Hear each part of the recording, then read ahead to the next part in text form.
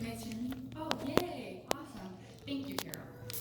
I'm gonna do that. Good morning. Good morning. Okay, before I begin, I'm just gonna tell you all, I am so nervous right now. I'm just like, I've been up since 3 in the morning because I haven't been able to sleep.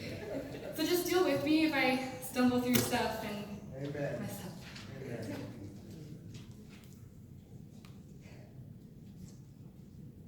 Tears poured from his eyes.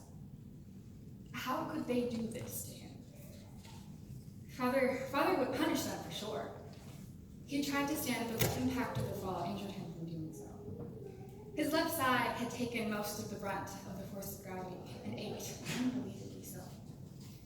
His clothes were torn. His beautiful coat, the one his father had made just for him, had been ripped from his body and torn to pieces. Father would find him. Father wouldn't leave him like this. Father would look for his favorite son. The emotions Joseph must have felt at the bottom of a pit, most likely 15 to 20 feet deep, might have been anger, hurt, betrayal, fear. A fall at this height could have easily killed him, yet he was unharmed. Genesis 37, verses 24 says, "Then they took him and cast him into a pit, and the pit was empty, and there was no water in it." Joseph was quite literally in the pit of despair. Because Joseph was the firstborn son of Rachel, Jacob's favorite wife, he was his father's favorite. From the start, his older brothers hated him. After Joseph received the coat of many colors mentioned in Genesis 37:3, the jealousy the older brothers felt sparked new avenues of hatred. Joseph was the favorite, but not everyone loved him. He was regarded as a miracle child, for his mother was considered barren until he was born. Joseph was spoiled because of this sensational birth. Ellen White says in Patriarchs and Prophets, page 210, that Joseph was a handsome young man. Joseph was blessed beyond most people. The boy grew up in a household of ease, while his older brothers toiled with the responsibilities of keeping the livestock. Now, in most cultures, being a shepherd was one of the lowest duties a servant, note my word, their servant, could have. Being the sons of Israel and having to watch sheep,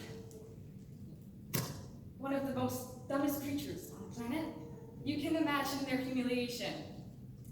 Their younger brother oversaw the reports taken back to their father of their performance with his flocks. In Genesis 37:2b, Joseph brings back a bad report. He was already in his brother's bad graces, and his account did not help his case. When Joseph received his coat of many colors, this was like the signature on the deal.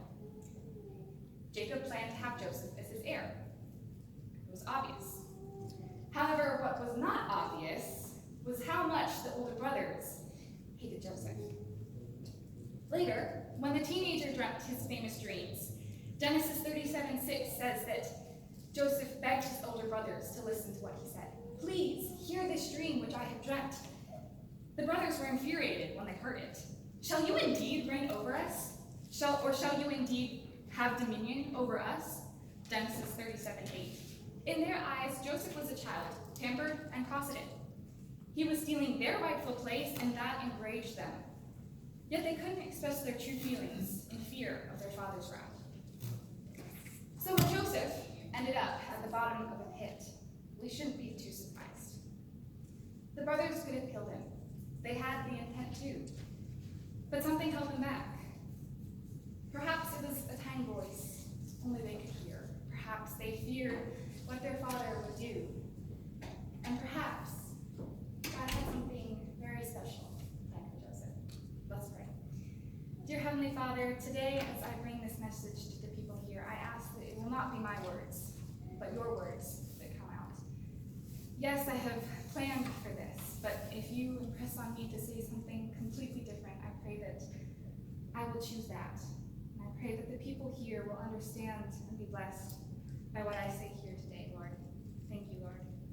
Amen. Amen. Danny and Alex stared at Mr. Saunders. Peggy couldn't stay here. She could get hurt. She might run away. She could get stolen. Their large German shepherd was their pride and joy. They had raised her from a puppy, and they loved her so much. Mr. Saunders, Peggy has to come with us, Alex explained.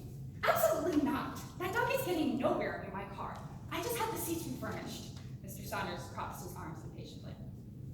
Now leave the dog here. Danny stopped. Alex tried to comfort his little brother.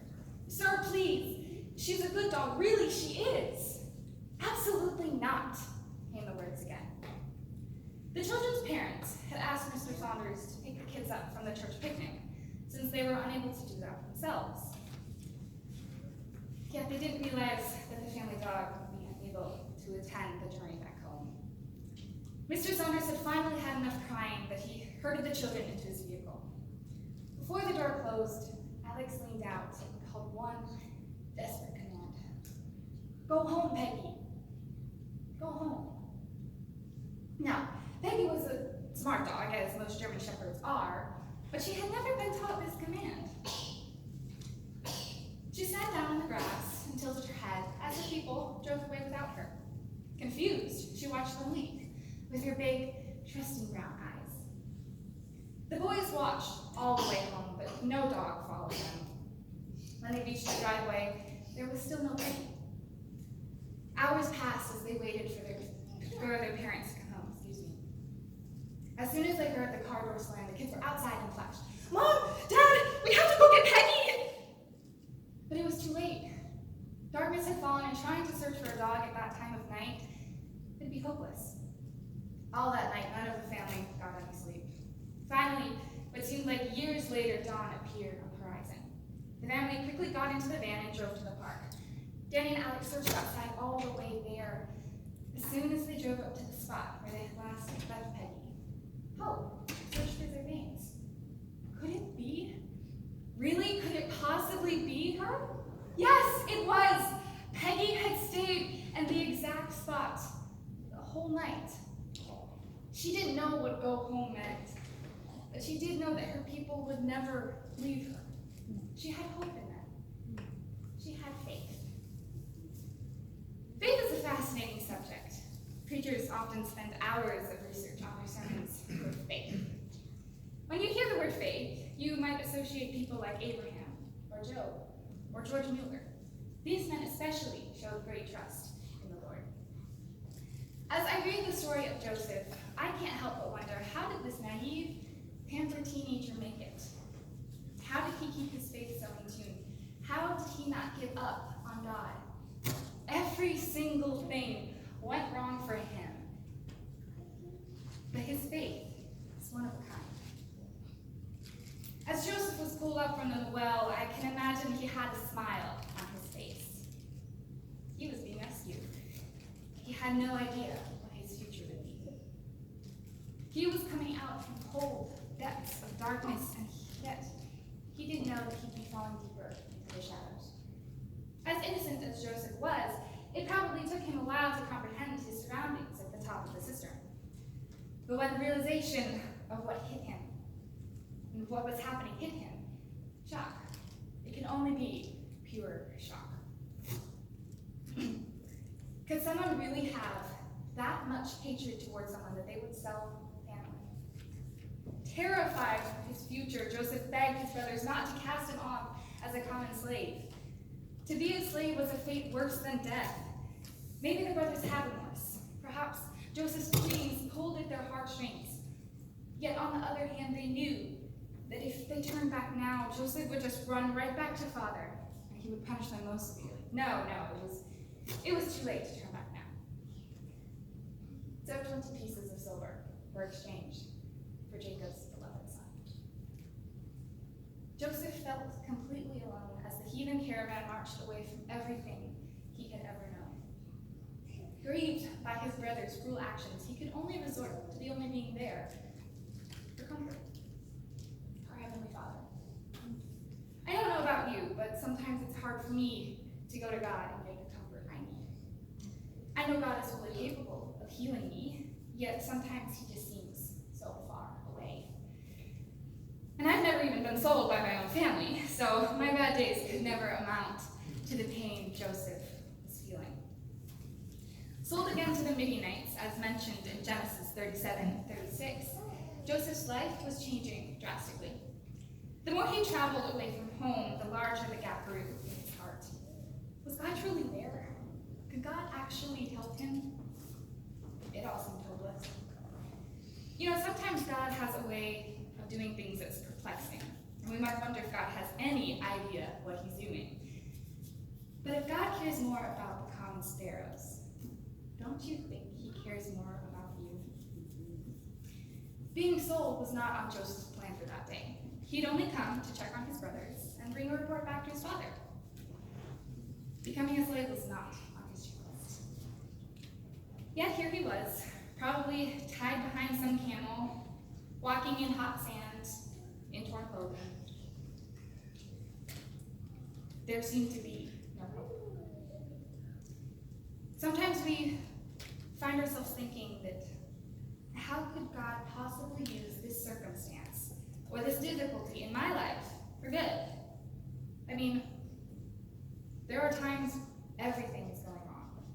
But what happened in Joseph's life was no accident. God had him right where he needed to be to fulfill his destiny. God has you right where you need to be to fulfill your destiny. When Joseph saw the great pyramids of Egypt in the distance, who knows what thoughts passed through his head? Kemet, or Egypt, the Black Lands, was filled with false gods, heathen sacrifices, corrupt laws and people, and immoral actions. It was not the kind of place for a person of godly character. Proverbs 4:15 says of this evil, avoid it, do not pass by it, turn away from it and pass on. Jesus said it was better for us to cut off our own hand, figuratively of course, than for it to affect the rest of our body. Well, Joseph couldn't do either. He was a slave. He went wherever his master ordered him to go. So how could Joseph keep from living a life of sin? How could he keep believing God was there for him? Deuteronomy 31:6 says that God will never leave us or forsake us. Hebrews 13:5 repeats this message of love. God is with us. Joshua 1:9 says that God is with us wherever we go. Even though Joseph didn't have these precepts in the form of a Bible, he knew these truths. He was taught them from a young age. Even though he had lost everything in his possession, he knew he had not lost God. Finally, the caravan halted in the center of a thriving, bustling, teeming marketplace. Roughly untied, Joseph was dragged to the sales block, and the bidding began. As the thick, husky sounds of Egyptian tongues surrounded him, a feeling of overwhelmingness and fright crashed against his feet and shoulders. He was suddenly pushed towards a tall, regal man. His name was Potiphar, the captain of Pharaoh's guard, as stated in Genesis 39:1. As he caught his first glimpses of his new master, Joseph looked upon the face of the man he would serve for the next 10 years. Potiphar's eyes scanned his new slave. He looked pathetic, weak, young, but this boy would work. It was something in his eyes. Perhaps it was the way he met his gaze straight on.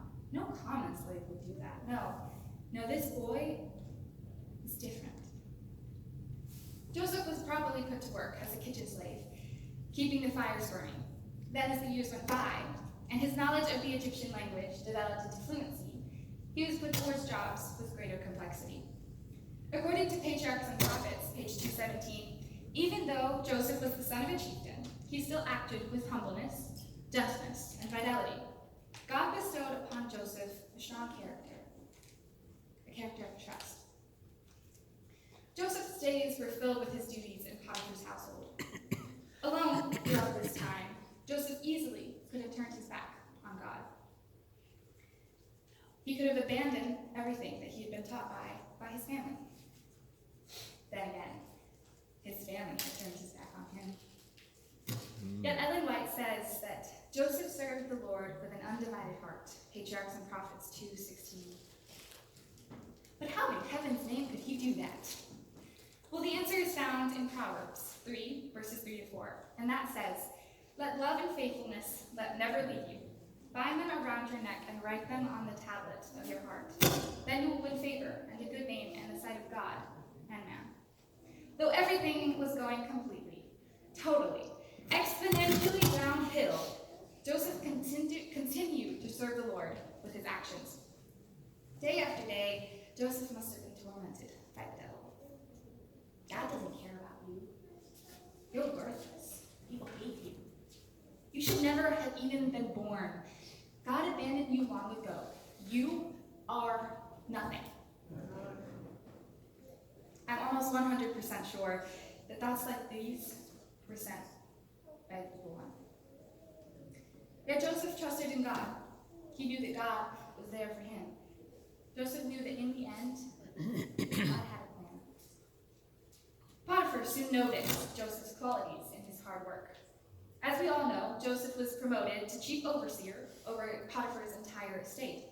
He kept track of everything that happened. When merchandise came and went, Potiphar's flocks and herds, Joseph was back on the top. As the years passed, Joseph's appearance began to look more like a boy, less like a boy and more like a strong, attractive young man. He looked more like a prince than a slave. At least, Potiphar's wife thought so. Her name is not mentioned in the Bible, but theologians believe that her name might have been Zuleika. Zuleika was probably much younger than Potiphar, as most marriages in ancient times were. His graying appearance contrasted much with Joseph's handsome youth. Adultery was not a sin in Egypt. People did it all the time. So Zuleika enticed Joseph to contradict the laws of God. Patriarchs and Prophets, page 217. Multiple times, she seductively approached Joseph and told him, "Lie with me," as stated in Genesis 39, 7 through 12. Having been in the Egyptian culture for 10 years, Joseph could have complied, and the two would have committed sin together. Thankfully, that was not the case. Joseph was loyal to his earthly master as well as his heavenly master. He knew very well that Zuleika was Potiphar's wife and not his. The decision was easy. Or maybe not. He could have easily taken this command in a different way, because Joseph was a slave. He had to do what his master or mistress ordered him, on fear of serious consequences. Death. Possibly, Joseph wanted Zuleika. Every Egyptian woman spent endless amounts of money and time on perfecting their appearances. Potiphar's wife was probably a strikingly beautiful woman. However, it didn't matter how beautiful she was, or how much he wanted to obey his mistress, or how much he possibly wanted her. Joseph would not commit a sin against God or his master. Denying his mistress time and time again, Joseph fought to stay true to his Lord. Finally, Zuleika had had enough. Grabbing his coat, she threw herself at him. Panicked by her actions, Joseph fled, not even taking his garment from her bronze hands. Adrenaline raced through his veins. What would happen? He had done nothing wrong except anger the wife of the only person who was keeping him alive and had given him everything he had worked for. Memories of the last time his clothes had been ripped from his body filled his head. He knew for certain that just like last time, nothing good could come out of this situation. As news reached the ears of Lord Potiphar that Joseph, his best slave, had tried to rape his wife, rage filled his every bone. Is that how that Hebrew foreigner repaid him? He was nothing, and Potiphar had given him access to everything. And why? Joseph was his best slave. Joseph wouldn't do that. Deep down, Potiphar knew that Joseph couldn't have done such an action. Joseph was a slave. Potiphar could kill him for what he was framed for. But Joseph was innocent. He knew that he had done no wrong to his master. Potiphar knew that Joseph could not go unpunished, or it could ruin his livelihood. If word got out that Potiphar had taken the side of his slave over the word of his wife, things could go downhill very quickly for the captain of the guard. So instead of punishing Joseph with the sword, Potiphar sent him to the prisons for a small chance of survival. This is the second time Joseph was saved from death by the intervention of God. This was also the second time that Joseph had it all and lost it like that. Again, Joseph was back in the familiar pit of despair. In the coldest, wettest, deepest parts of the dungeon under the Egyptian sand, Joseph was chained to his cell. Now, life in the Egyptian prisons was probably very terrible, but at least Joseph was alive. But again, Joseph was completely alone, or so he thought. However, Genesis 39, verse 21 says, "But the Lord was with Joseph and showed him mercy, and gave him mercy in the sight of the keeper of the prison."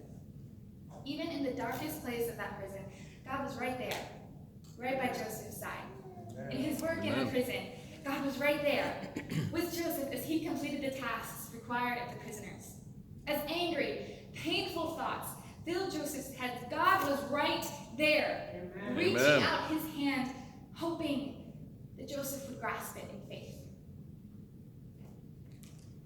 Here, in the dark jail cell, Satan found the perfect opportunity to feed Joseph with lies. In his circumstances in such a state, Joseph easily fell for the evil one's deception. Doubting thoughts that Joseph would have easily pushed from his mind in the past now circled with a resonating echo. Once again, tears pooled in his eyes and fell on the cold stone floor. God had surely left him. There was no possible way that God was still there. Well, let me tell you, nothing is impossible for God. Amen. Even in the worst of situations, God still does miracles. If you ever find yourself in prison, don't lose faith. God is still there and he works in you. And eventually, in God's timing, a miracle would happen for Joseph. As the years in the prison dragged by, the keeper noticed that Joseph was nothing like the others. He was reserved, polite, never lashing out in anger as one might. This fascinated the jailer. What had this young man done to be here? Only the worst of criminals were kept in these prisons. Scraping of metal keys against a lock shook Joseph from his thoughts. The rusted door creaked open and light flooded the tiny room. The jailer entered and informed Joseph that he was chosen to be his assistant. Though he was not confined as he had been before, he still did not have as much freedom as the keeper.